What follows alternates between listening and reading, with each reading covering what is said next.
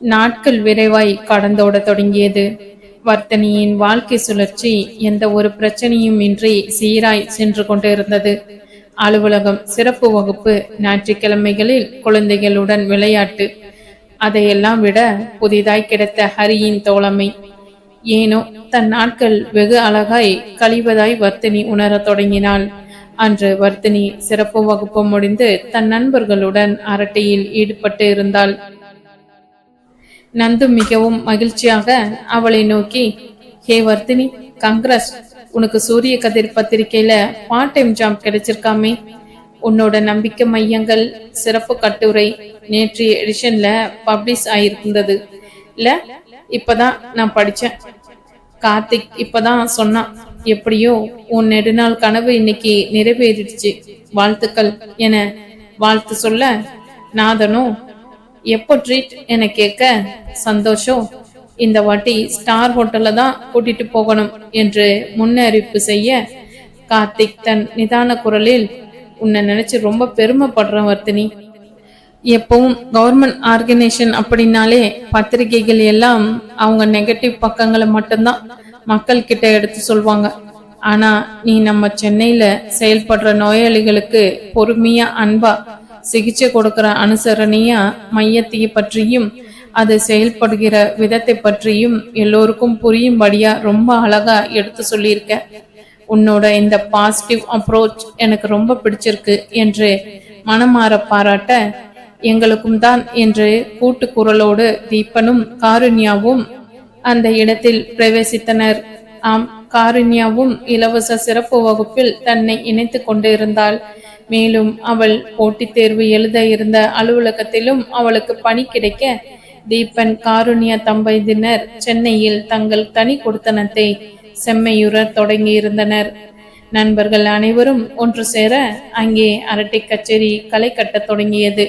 நந்து அவளின் பத்திரிகை அலுவலல் தொடர்பான சில கேள்விகள் கேட்க, வர்த்தினி, இப்போதைக்கு எனக்கு ஏரியா இன்சார்ஜ் கொடுத்துருக்காங்க நந்து.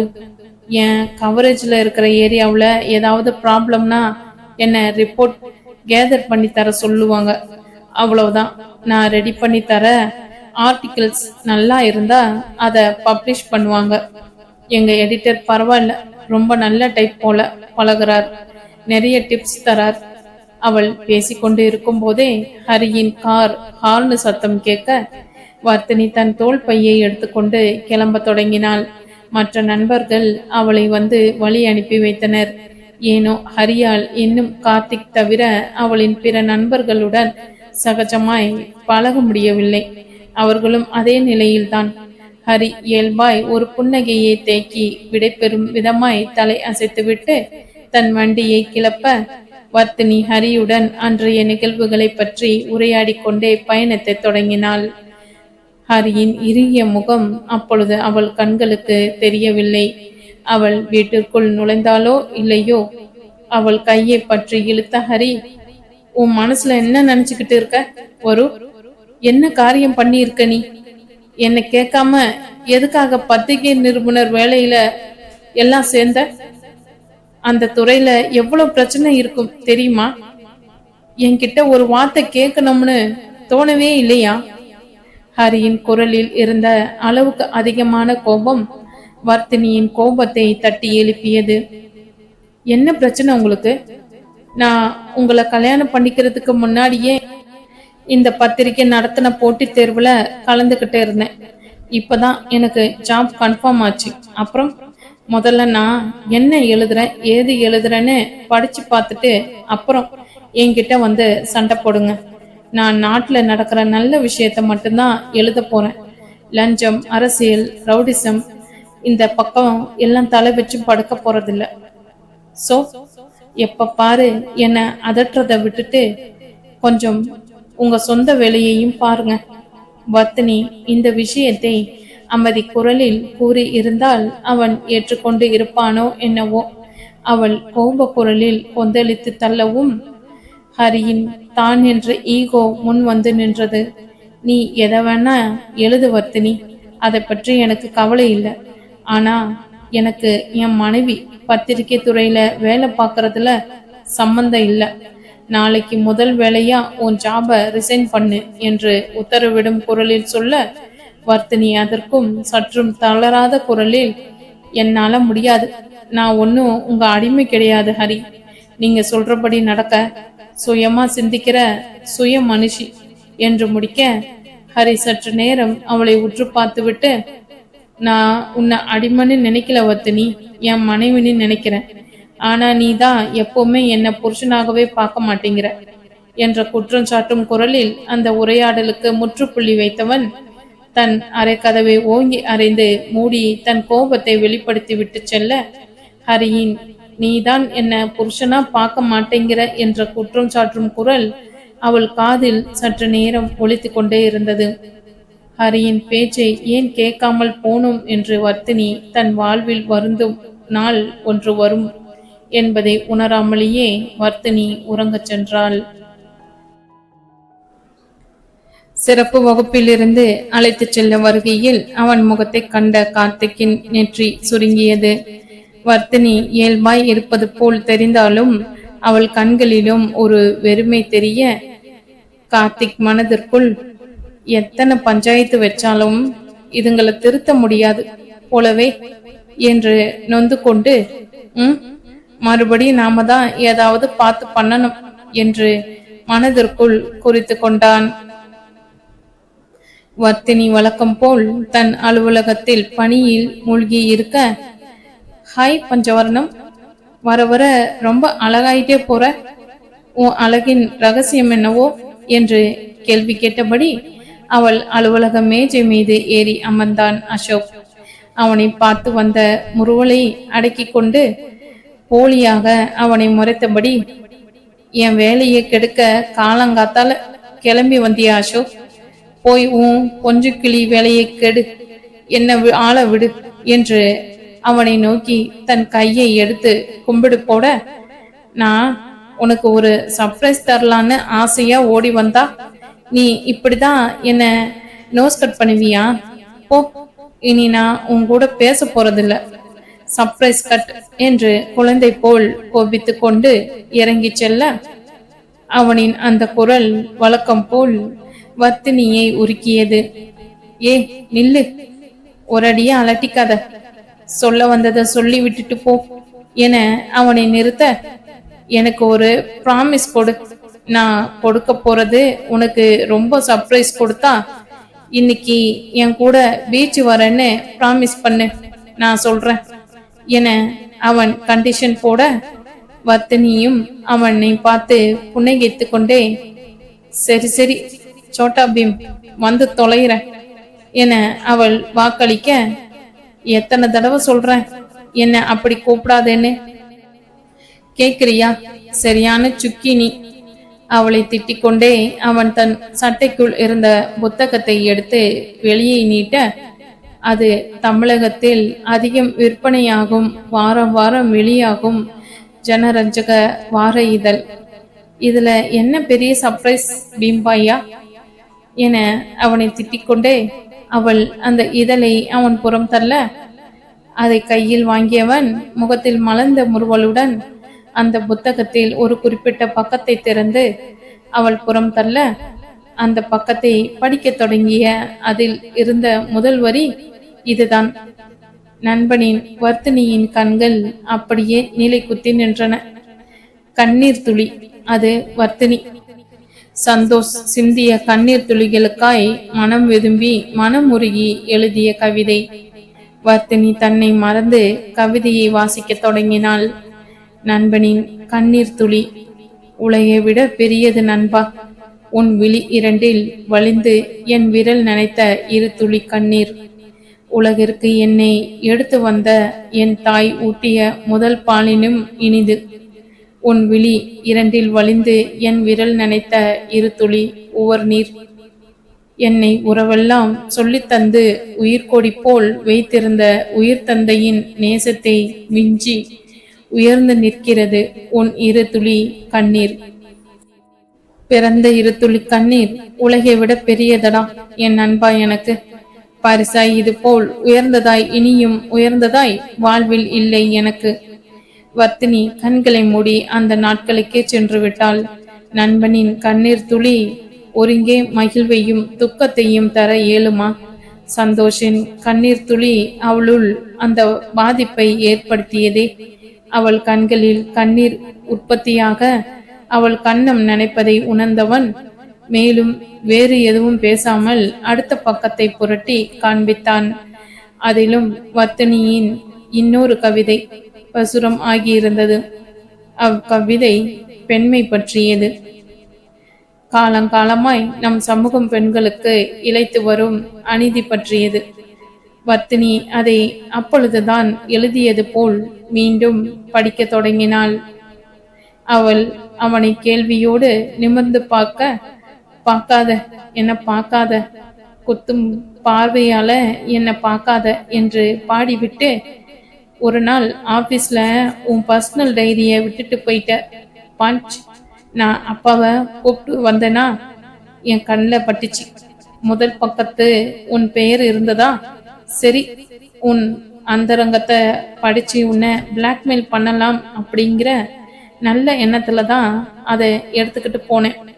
ஆனா அந்த டைரி முழுக்க கவிதை கவிதை கவிதை. இதை தவிர வேற ஒன்றும் இல்லை. சே, போடான்னு தூக்கி போடலாம்னு போனேன். நீ கனவு காதலன்னு ஒரு கவிதை எழுதியிருந்த பாரு, அமேசிங்கா இருந்தது. என் டீம்மேட் சுச்சி 3 வருஷமா எனக்கு தண்ணி காட்டிக்கிட்டு இருந்தா இல்ல. ஒரே கவிதை அவளை கிளீன் போல்ட் ஆக்கி ஐயா கிட்ட சரண்டர் ஆக்கிருச்சு. அதுல நீ ஒரு வரி எழுதியிருந்த ஞாபகம் இருக்கா? என் காதலன் பூக்கள் பரிசளிப்பவன் இல்லை, பூச்செடிகளை பரிசளிப்பவன். அதேதான். அததான் ஃபாலோ பண்ணி அவ வீட்டுக்கு ஒரு ரோஜா பூச்செடி வாங்கிட்டு போய் நின்னேன். என்ன அப்படின்னு முறைச்சிக்கிட்டே தான் கேட்டா. நீ எழுதின கவிதைய அழகா ஒரு கிரீட்டிங் கார்ட்ல எழுதி ஏற்கனவே ரெடியா வச்சிருந்தேன். பூச்செடியையும் அங்க வச்சுட்டு வந்துட்டேன். ஒரு 10 நிமிஷத்துல அவகிட்ட இருந்து எனக்கு போன். பேசாம அந்த கிரீட்டிங் கார்டையும் பேசுறா 2 மணி நேரமா பேசிக்கிட்டே இருக்கா. எனக்கு லவ் செட் பண்ணி கொடுத்த உன் கவிதைக்கு நான் ஏதாவது உபகாரம் பண்ணியே தீரணும்னு தோணுச்சு. அதான் உன் டைரியில இருந்த சில கவிதைகளை நான் இந்த வார இதழ் வெப்சைட்டுக்கு அனுப்பி வச்சேன். இந்த வாரமே 2 கவிதை பிரசுரமாகி இருக்கு. சும்மா சொல்லக்கூடாது பஞ்ச். உனக்குள்ள ஒரு குட்டி வைரமுத்து. ரொம்ப ஆசைப்படாத, குட்டி அசோக் ஒளிஞ்சுக்கிட்டு இருக்கேன்.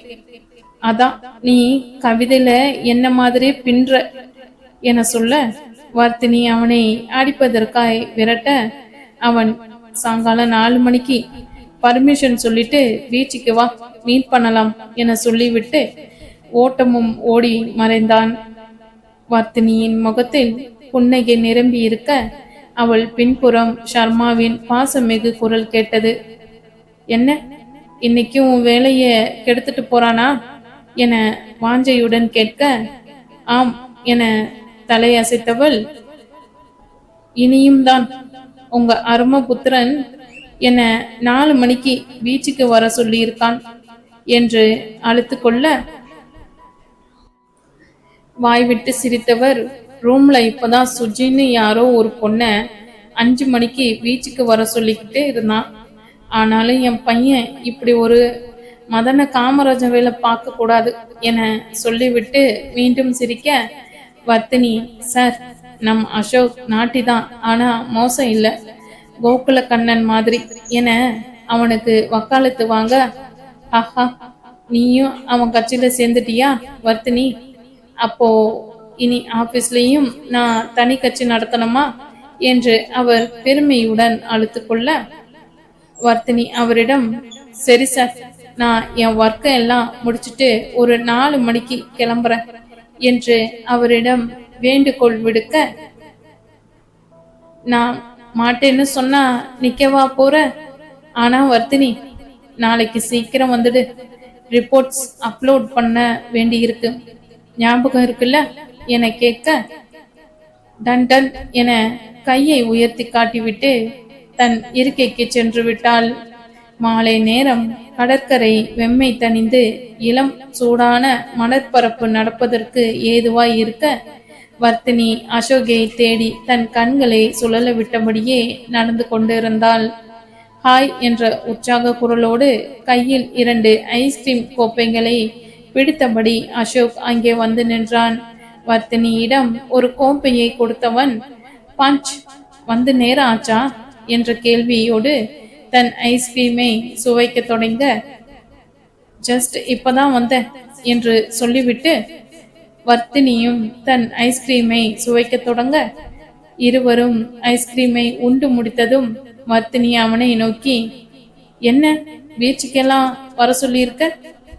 மறுபடி உங்க அப்பா கிட்ட ஏதாவது தூது போகணுமா என்று தன் புன்னகை தேங்கிய முகத்துடன் கேட்க, இல்ல என்பதாய் தலையசைத்தவன், இன்னும் கொஞ்ச நேரத்துல சுஜி இங்க வருவா, என் செலக்ஷனை உன்கிட்ட காட்டதான் உன்னை வர சொன்னேன் என சொல்லிவிட்டு கடற்கரையில் அமர அவன் அருகில் அமர்ந்த வர்த்தினி, சரி திருட்டு புன, என் டைரி எங்க, ஒழுங்கா அதை என்கிட்ட கொடு என அவனிடம் கேட்க தன் பாக்கெட்டினுள் இருந்த ஒரு பென் டிரைவை எடுத்து அவளிடம் நீட்டியவன், உன் எல்லா கவிதையும் இந்த பென் டிரைவ்ல இருக்கு, உன் கையெழுத்துல இருக்கிற டைரி என்கிட்டயே இருக்கட்டும் என்று சொல்லிவிட்டு அதை அவளிடம் நீட்ட அதை பெற்றுக்கொண்டவள், இன்னும் யார் யாரை கரெக்ட் பண்ண என் கவிதை தேவைப்படும் பாஸ் என வம்பிற்கு இழுக்க, ஆஹா போதும் பாஞ்ச், இவளை சமாளிக்கிறதே பெரும் பாடா இருக்கும் போல, இதுல எதுக்கு இன்னும் ஒண்ணு,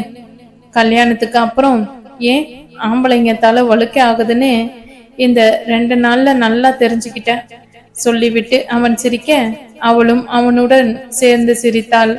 சற்று நேரத்தில் சுஜி அவர்களுடன் வந்து இணைந்து கொண்டாள். அவள் முகத்தில் இருந்த சிநேக புன்னகை அவளுடன் பழகுவதை எளிதாக்க வர்த்தினி சற்று நேரத்திலேயே அவளுடன் எளிதாக பழகிவிட்டாள்.